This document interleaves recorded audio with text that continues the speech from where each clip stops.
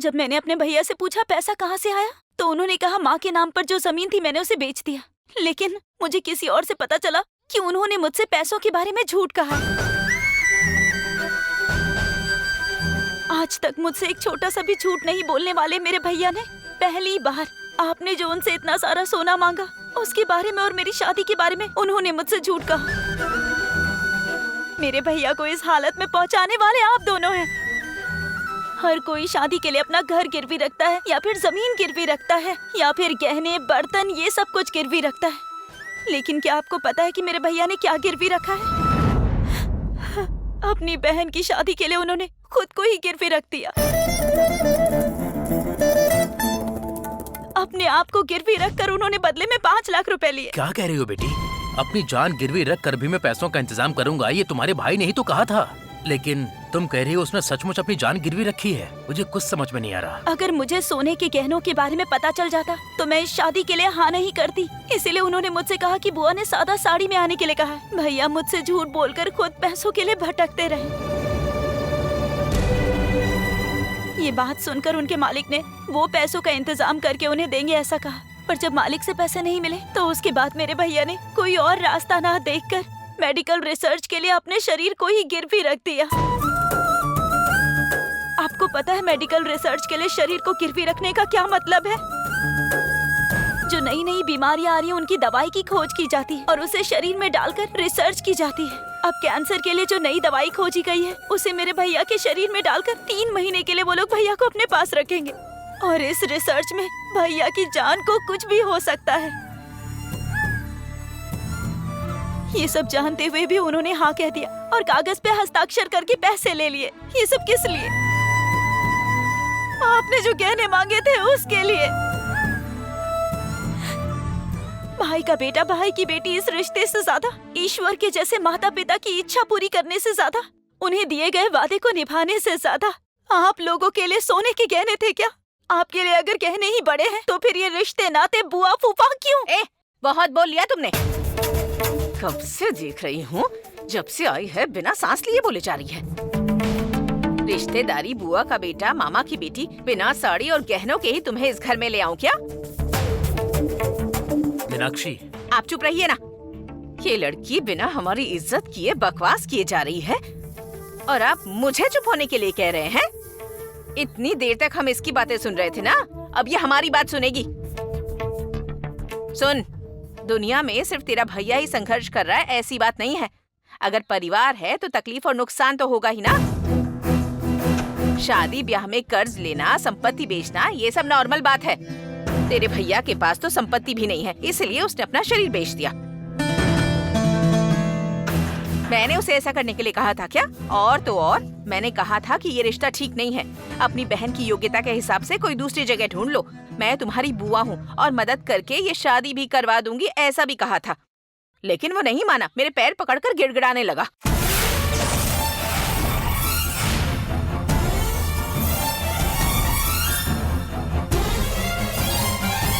मेरे बेटे को 800 ग्राम सोना मिल रहा है और तुम लोग सिर्फ 200 ग्राम दे सकते हो। ये पूछने से पहले ही तुम्हारे भैया ने 200 ग्राम दूंगा कहकर वादा कर दिया। मैंने 200 ग्राम देने के लिए तुम्हारे भैया से नहीं कहा था।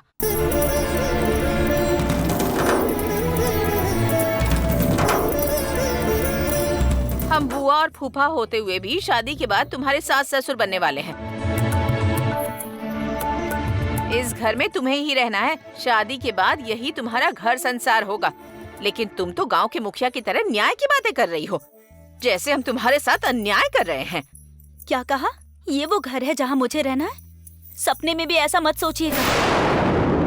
जब मैंने इस घर की दहलीज पर कदम रखा था तभी सोच लिया था कि अब चाहे कुछ भी हो जाए, चाहे कोई भी कारण हो, लेकिन इस घर की दहलीज पर दोबारा कभी कदम नहीं रखूंगी। तामराई। नहीं फूफा, मेरे भैया की जान गिरवी रखकर आप लोगों को सोने के गहने चाहिए। मुझे इस घर की बहू बनने की जरूरत नहीं है।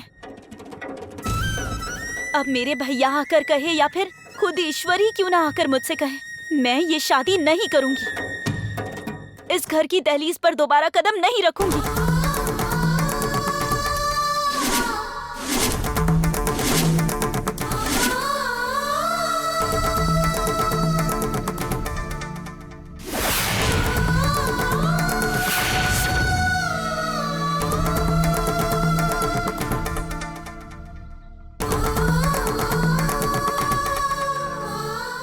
कहकर तुम्हारी बहन यहाँ से चली गई। बड़ों से कैसे बात करनी चाहिए, जरा भी तमीज नहीं है उसे। अच्छा तुम ही बताओ, तुमने पूछा तभी मैंने कहा था कि ये रिश्ता ठीक नहीं है ना? तो तुम ही मेरे पैर पकड़कर गिड़गिड़ाने लगे। 200 ग्राम दूंगा कहकर राजी हो गए। लेकिन तुम्हारी बहन तो ऐसे बात करके गई है जैसे मैंने तुम्हारे साथ जबरदस्ती की। अब तुम ये शादी करवाना चाहते हो तो इसमें हमारी क्या गलती है बताओ? तुम जो गिड़गिड़ाए उसे देखकर मैंने सोचा कि भाई का बेटा है, इसलिए मैं तुम्हारी बहन की शादी के लिए मान गई और तुम्हारी बहन ने हमारे साथ ऐसा किया। बहुत अच्छा लगा। उसकी बातों से ही लगता है कि वो लड़की बहुत झगड़ालू है। अगर इस घर की बहू बनकर आती ना तो बस ऐसा बहुत हुआ। तुम्हारा साथ नहीं चाहिए हमें। तुम्हारा और हमारे परिवार का कोई संबंध नहीं। ना लड़की चाहिए और ना ही रिश्ता चाहिए। और सुनो, दोबारा रिश्ता लेकर इस घर की तरफ कभी मत आना। मैं अपने बेटे के लिए किसी और जगह लड़की देखकर उसकी शादी करवा दूंगी। तुम जाओ यहाँ से।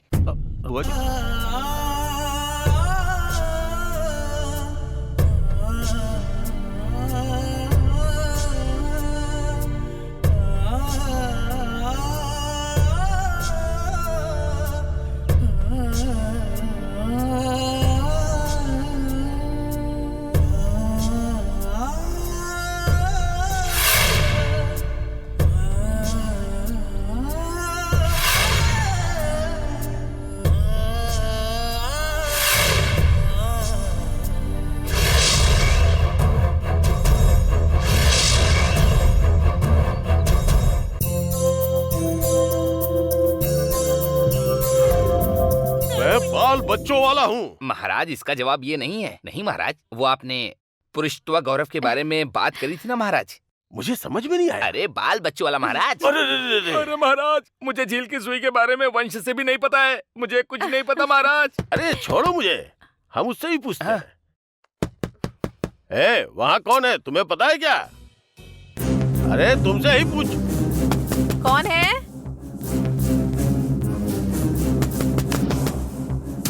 रुको, आ रही हूँ।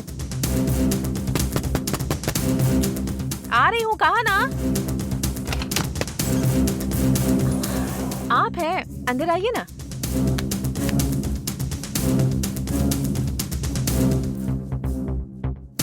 कॉफी बनाकर लाऊं क्या?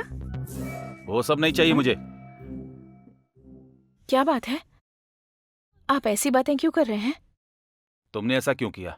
तुमने ऐसा क्यों किया? ये आप क्या कह रहे हैं? मुझे सच में कुछ समझ नहीं आ रहा। नाटक मत करो। जो बात हम दोनों को पता थी वो तामराई को कैसे पता चली? आप क्या कह रहे हैं? कसम से कुछ समझ नहीं आ रहा।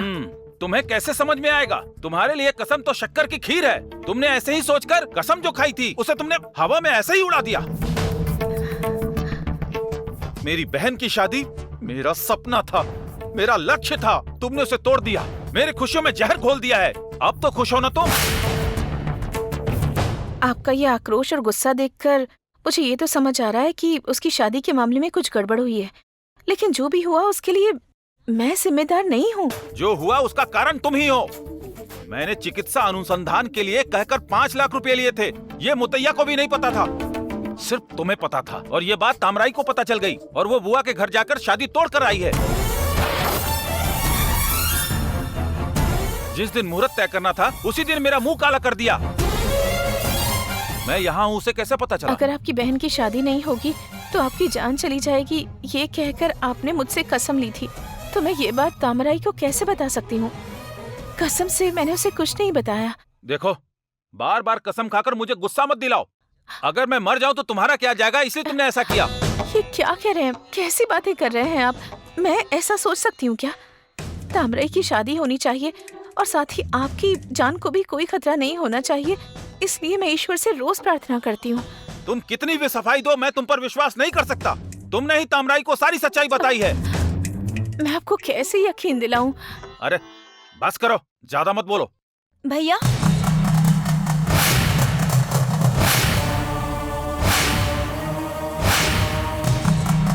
तुम चिंता मत करो माँ, मैं भैया को सच्चाई बताती हूँ।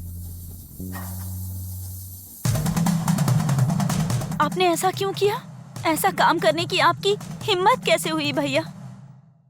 मानती हूँ आपकी इच्छा थी कि मेरी शादी अच्छे से हो जाए भैया, ये गलत नहीं है। लेकिन शादी के लिए आपने अपनी जान को गिरवी रखा, ये गलत है।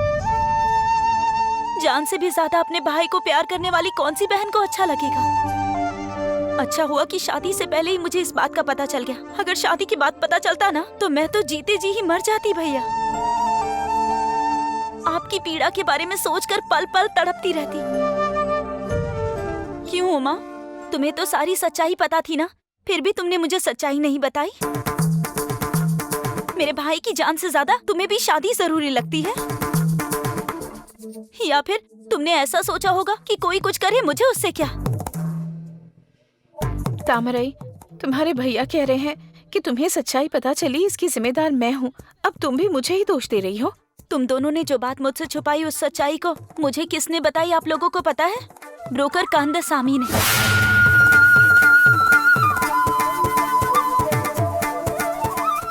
जब मैं राशन लेने के लिए बाजार गई थी और आपका फोन आया था, तब मुझे रास्ते में पेरुमल चाचा मिले थे और उनसे बात हुई थी। हमारे गांव में तुम्हारे माँ और बाप के नाम पे 1 इंच भी जमीन नहीं है। तुम्हारे भैया जरूर किसी कारण से ये जमीन वाली कहानी सुना रहे हैं। तभी मुझे पता चला कि आपने मुझसे झूठ कहा है। मुझे लगा शायद आपने धूमधाम से शादी करने के लिए आपने ब्याज वगैरह पर कर्ज लिया होगा, तो मैंने मुतैया भैया से जाकर पूछा। तभी उन्होंने मुझे बुआ के घर पर गहनों वाली बात बताई। बुआ ने आपसे इतना सारा सोना मांगा और उसके बाद आपको मालिक से भी मदद नहीं मिल पाई। और उसके बाद आपकी और डॉक्टर वाली बात को मुतैया भैया ने मुझे विस्तार से बताया।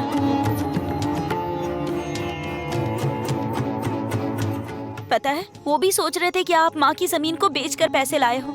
और फिर मैंने उन्हें पेरुमल चाचा से मिलने की बात बताई।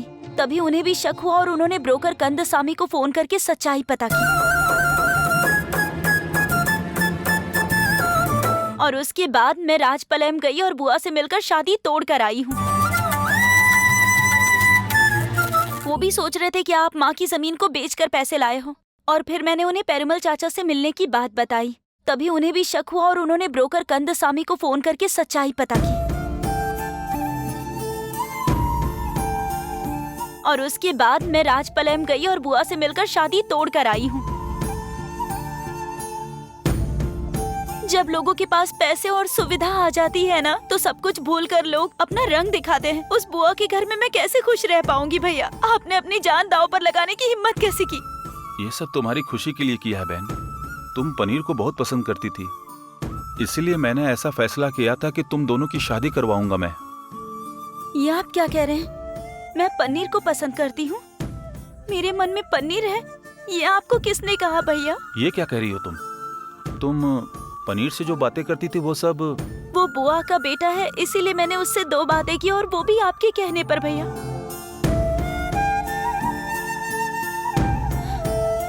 ठीक है, तो पनीर ने जो फोन दिया था, उसने तो जन्मदिन का उपहार कहकर दिया था। मैंने मना कर दिया था। मैंने तो उसे खोला भी नहीं था, आप ही ने खोलकर देखा था ना।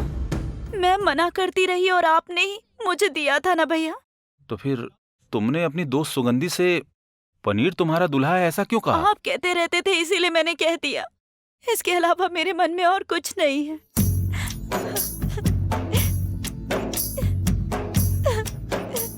मेरे मन में पूरी तरह से सिर्फ मेरे भैया, मेरे पिता, मेरी माँ और मेरे भगवान है। मेरा विश्वास कीजिए भैया, विश्वास कीजिए मेरा।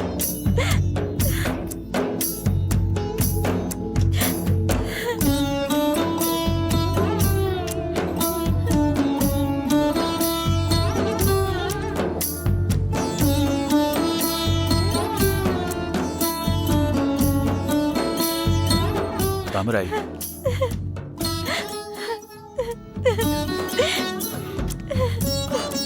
उमा, मैंने तुम्हें गुस्से में जो भी कुछ कहा उसके लिए माफ कर देना। ये क्या कह रहे हैं आप? मुझसे माफी क्यों मांग रहे हैं? भैया, पहले वो 5 लाख रुपए जाकर डॉक्टर को दे दीजिए और हस्ताक्षर किया हुआ कागज फाड़कर फेंक दीजिए। हाँ, पहले वो काम कर लीजिए। चलिए भैया। चलता हूँ माँ।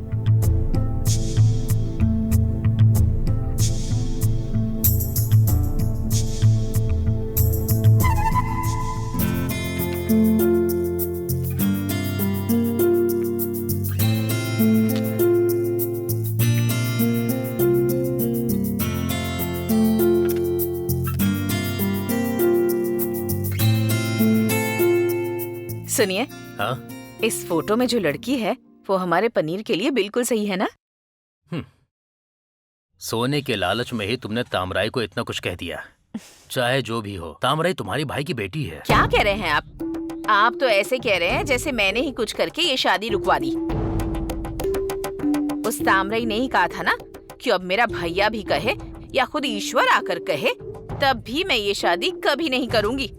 और अब आप मुझ पर दोष लगा रहे हैं। तुमने मेरा मुंह तो बंद कर दिया, तुम्हारा बेटा आएगा, उसका मुंह बंद कैसे करती हो देखता मैं हूँ। उससे बात कर लूंगी, आप जरा शांत रहिए बस। माँ, क्या हुआ माँ? ज्योतिषी और पूरसु भैया आए थे, सगाई की तारीख तय कर दी होगी ना? नहीं बेटा, तय नहीं की। उससे पहले तुम ये तस्वीर देखो, इसमें से तुम्हें कौन सी लड़की पसंद है वो बताओ, हम रिश्ता पक्का कर देंगे। माँ, आप ये क्या कर रही हैं? मुझे ये फोटो क्यों देखनी है? अरे शादी तुमको करनी है ना बेटा, तो तुम ही देखोगे। क्या कहा? शादी मुझे करनी है? मेरी तो शादी तामराई से होगी और मेरी तो तामराई के साथ शादी तय हो गई थी ना। वो शादी नहीं होगी, तुम तामराई को भूल जाओ। और इनमें से कौन सी लड़की पसंद है वो बताओ, हम बात पक्की करेंगे। माँ, ये क्या कर रही हैं आप? आपने ऐसा क्यों कहा कि मेरी और तामराई की शादी नहीं ये होगी? मैंने नहीं कहा बेटा, उस तामराई ने ही घर आकर कहा कि ये शादी अब नहीं हो सकती। क्या तामराई ने कहा? नहीं, मैं ये नहीं मानता। आप लोग झूठ बोल रहे हैं। मैं झूठ क्यों कहूंगी? अपने पिताजी से पूछ लो, इनकी बात पर यकीन करोगे ना? क्यों जी, आप चुपचाप क्यों बैठे हैं? तामराई ने आकर कहा था कि शादी नहीं करूंगी, ऐसा कह दीजिए इससे। हाँ बेटा, तुम्हारी माँ सच कह रही है। तामराई को ये शादी बिल्कुल भी पसंद नहीं है। नहीं, मैं नहीं मानता। आप दोनों किसी बात को लेकर मुझसे सच्चाई को छुपा रहे हैं। बताइए ना, आखिर क्या बात है? जो मेरे हाथों में है वो मैं कर सकता हूँ और करूंगा भी, लेकिन दया करके मेरी बहन की शादी के लिए हाँ कर दीजिए। अगर उसके लिए जरूरत पड़ी तो मैं अपने आप को गिरवी रखकर आपके लिए गहने लाऊंगा। मेरे भैया की जान को गिरवी रखकर आपको गहने दहेज में चाहिए? मुझे इस घर की बहू बनने की जरूरत नहीं है, समझिए आप। अब अगर मेरे भैया भी आकर कहेंगे ना, या फिर भगवान भी आकर कहेंगे, फिर भी मैं ये शादी नहीं करूंगी। चाहे कुछ भी हो जाए, इस दहलीज पर कदम नहीं रखूंगी। तामराई ने जो गुस्सा किया उसमें उसकी कोई गलती नहीं है। आप लोगों ने उसके भाई से 200 ग्राम सोने के गहने क्यों मांगे, बोलिए? क्या बोल रहा है तू? और मैंने उससे कब गहने मांगे? मैंने कहा था कि दूसरी जगहों से तो 800 ग्राम गहने मिल रहे हैं। उसने खुद आगे बढ़कर कहा कि 200 ग्राम गहने दे दूंगा। माँ, बस बहुत हुआ। आप सबकी तरह मुझसे बात मत कीजिए। मुझे तामराई एक साली में है तो भी चलेगी। मुझे एक तिनका भी सोना नहीं चाहिए। अरे अगर तुम उस लड़की से ऐसे ही शादी कर लोगे तो दुनिया वाले कहेंगे कि तुम में ही कोई कमी है। दुनिया क्या कहेगी मुझे परवाह नहीं है माँ, मुझे बस तामराई चाहिए। जो घर आकर बिना हमारा आदर करके चली गई, उसे दोबारा इस घर की बहू बनाकर कैसे ला सकती हूँ? तामराई को ऐसा बोलने वाला आपका लालच है माँ। तो फिर अंतिम फैसला क्या है? तामराई के साथ ही मेरी शादी होनी चाहिए। वो नहीं होगी। होके रहेगी। मैं जाकर तामराई और उसके भाई से बात करके आता तुम हूँ। मेरी मर्जी के बिना उससे शादी करोगे? अगर ऊपर से आकर भगवान भी कहते हैं कि आपसे तामराई ने ये कहा है कि ये शादी नहीं होगी, तो अब मैं कहता हूँ अगर मुझे भगवान ने भी रोका तब भी मैं तामराई से शादी करके ही रहूंगा, समझ गई ना? मैं अब दोबारा इस घर में नहीं आऊंगा। आऊंगा तो तामराई के साथ। अरे अरे कहाँ जा रहा है पनीर? अरे क्या जी?